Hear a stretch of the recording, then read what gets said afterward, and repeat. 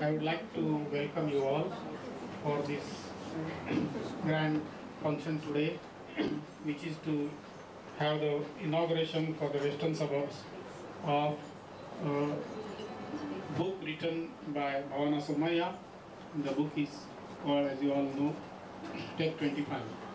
She is also going to read some excerpts from the book for us. Now, our chief guest today is Miss Manisha Koirala. She needs no introduction. All the same, we all know that she has been acting in several interesting films such as Bombay, Dil Se, then Koshish, then 1942, summer of 1942, and many others. She is one of the most beautiful, talented, versatile and glamorous actress on the Indian screen. Besides being so busy acting in various films, I understand that she is also devoting some time for some public service. I think she is ambassador for the United Nations, if I am right. So she is a goodwill ambassador for the United Nations, and I think that is very creditable. I also welcome Bhavana Somaya. She is a well-known journalist, and earlier when she was instrumental in starting the well-known magazine G, she was the editor of that magazine.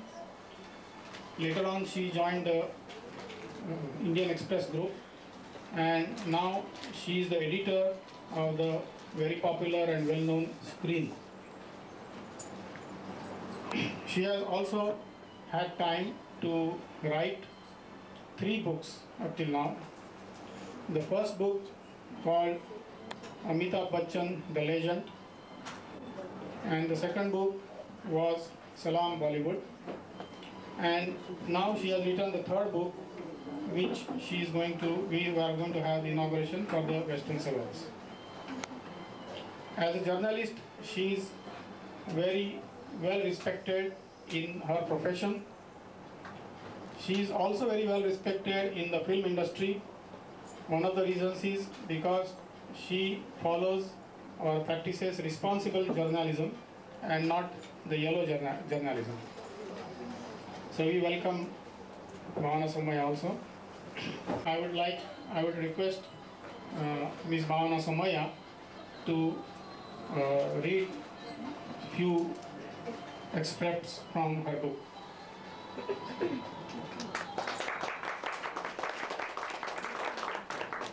Wearing this dais with 2 extremely creative people. On my extreme left, Mr. Kelkar, who is responsible and the heart and the brain behind this beautiful, enthralling place, and Manisha Koirala, whom I rate as India's most sensitive actress of her generation. Who can forget Dil Se, Bombay, Agni Sakshi, and many others. Whenever Manisha Koirala gives a bad performance, which is very seldom, I take it personally, I ring her up, I fight with her, I yell at her, I say I want to come and meet you, and I'm really, really expressive about it. Because I really think that she's really beautiful and a very, very good actress, and who has far more potential, and a lot has to be still tapped.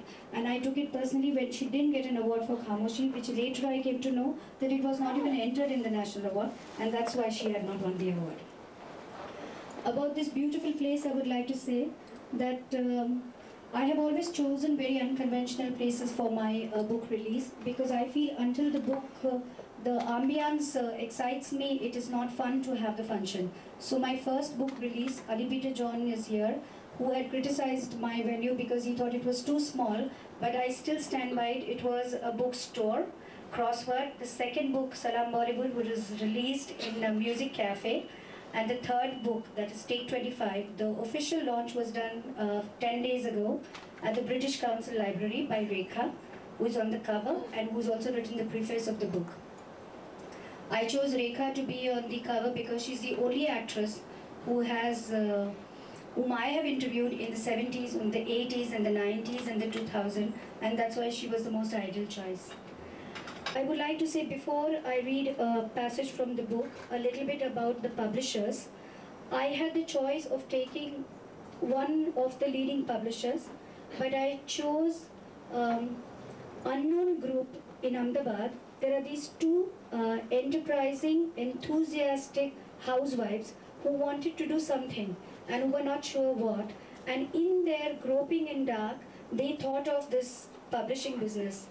And we met by chance in one of my trips to Ahmedabad, because my family lives in Ahmedabad. And they decided to call the group Sambhav. Sambhav meaning it is possible. And one day I'm sure that they will be like Kali in Delhi, because even the Kali group in Delhi started as just few enthusiastic people, and today they are all championing for the women's rights. Now at this point in time, I've given them the book and I've waived my royalty rights, because we are all coming into it together, and we have decided that Sambhav will give break to debut writers who will be writing on cinema.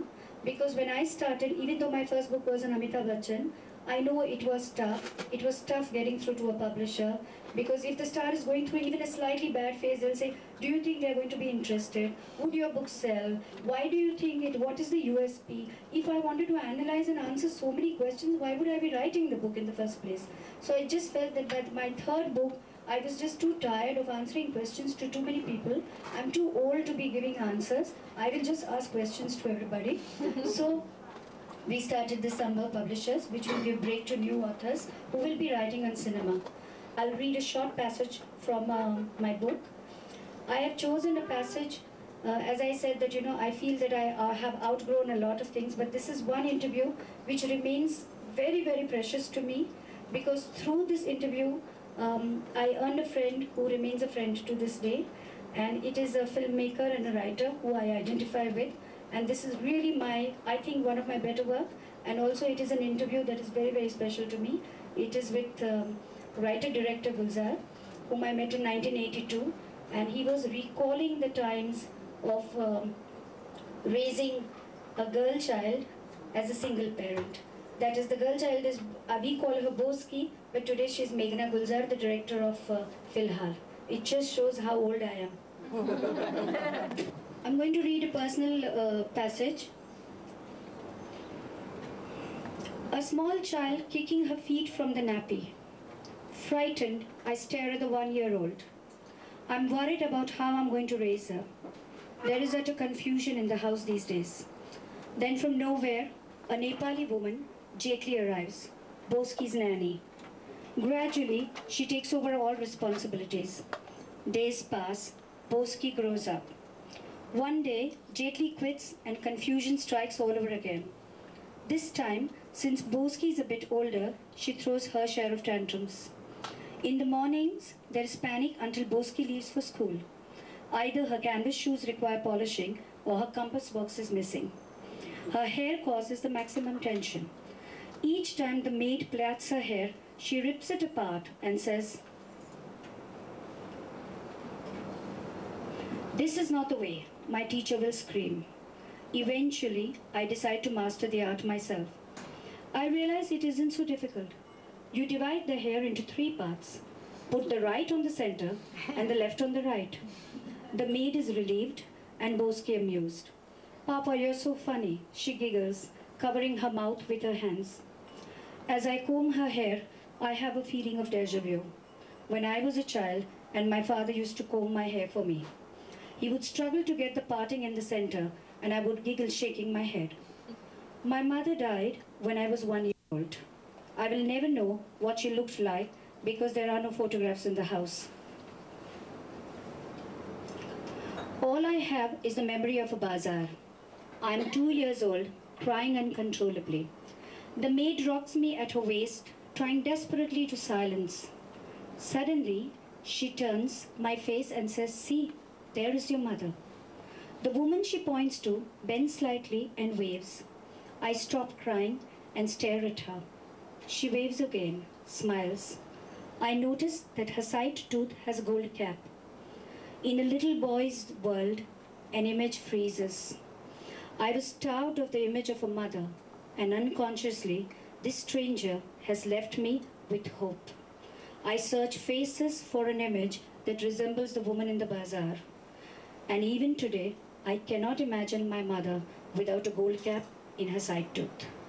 That was a personal one. I'm going to quickly read a professional one. This was the time when Bandhani was being planned. And it's 1982 again. Bimal Roy is making Bandhani and is on the lookout for a new songwriter. A few common friends take me over to Mohan's studio. Bimal Roy hears my name Gulzar and assumes that I'm Muslim. Why have you brought him? He asks Debu Sen in Bengali. What does he know about Vaishnav Kavita? I tell him I do. There's a long apprehensive silence. Reluctantly, he begins to narrate the situation for the song. I listen attentively, but the atmosphere is very tense. Sachinda and Bimalda are fighting and cannot come to an agreement. Bimalda says, a sheltered girl like Kalyani, character of Nutan,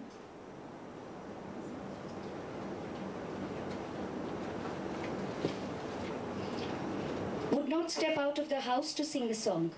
Sachinda argues, if she does not step out, will she sing a romantic song before her father? Why not? Screams Bimalda.